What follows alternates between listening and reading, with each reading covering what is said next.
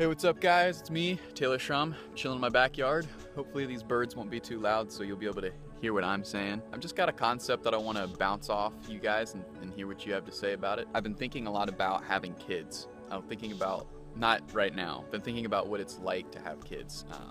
I can't really think of a harder thing that a human has to endure than having kids, because first of all you have to find a mate that is worthy of your trust for your children and is going to be worthy of you.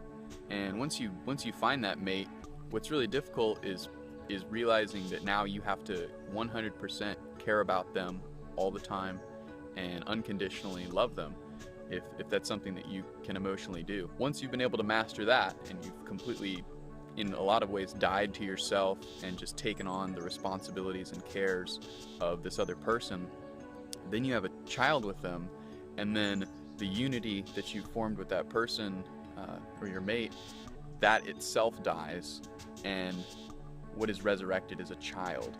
And that child then takes the form of the relationship that you've built, and that's what you care about. And from the people that I've talked to who've had kids, such as my parents and other people, they've all said that is really difficult to really conceptualize as someone who hasn't had a kid, is having a kid, because then you see this thing that's walking around and you care about it so deeply. And the reason you do, well, there's a lot of biological reasons, but it's also conceptually is that you've gotten with your mate and you've died to yourself, the selfish self that wants to just care about you, and that's fine growing up because you're trying to figure out who you are.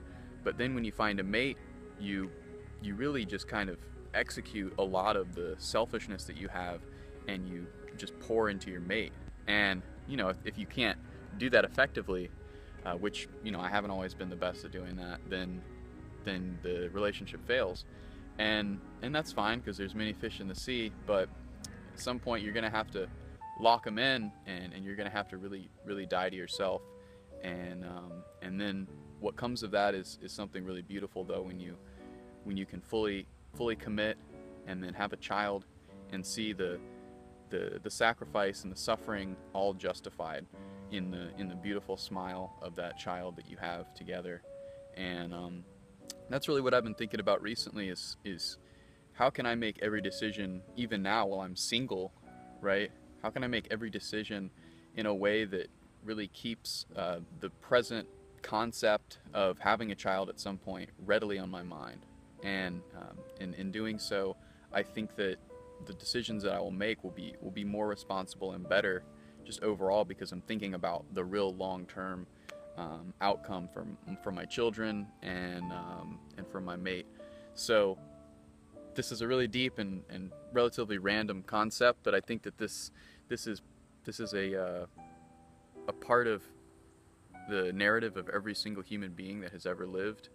And it's very hard to go through that. It's not an easy emotional maneuver. But when you think about one of the most worshipped women to ever live, you think about Mary, who's in the Bible, who gives birth to Jesus Christ, and she's the most celebrated woman in the world, I would argue, and she toiled quite a lot with having a child.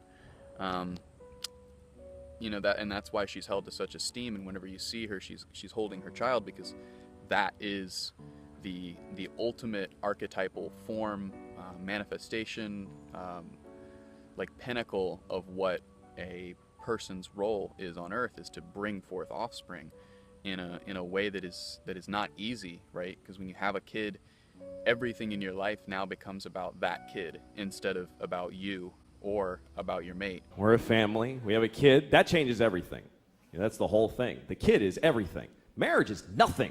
Without a kid, marriage is dating. It doesn't mean shit. And you don't realize it until you have a kid. Here's what happens. When you get married, you go, holy shit, I can't leave now.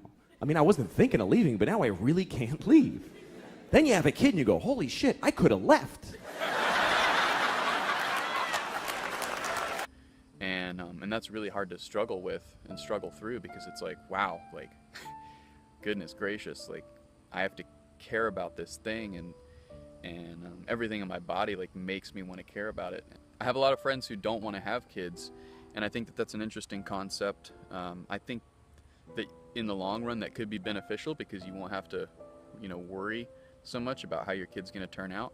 But I think that you miss a crucial step in the overall narrative of your humanity, and you don't develop as much potentially. And for those folks who can't have kids, I don't think that you're limited in your development, because I think that those maternal and paternal instincts will kick in, and you'll care about, like a nonprofit, or you'll care about your community in a way that you would care for a child.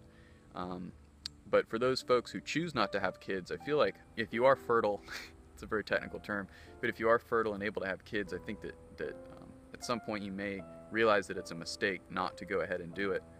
I think that truth is really preserved in historical and biblical texts and religious texts, and I think that one of the most obvious truths is that what Mary did is pretty significant, and that even though it's hard to bring children into the world emotionally and biologically and physically, like, you got to do it.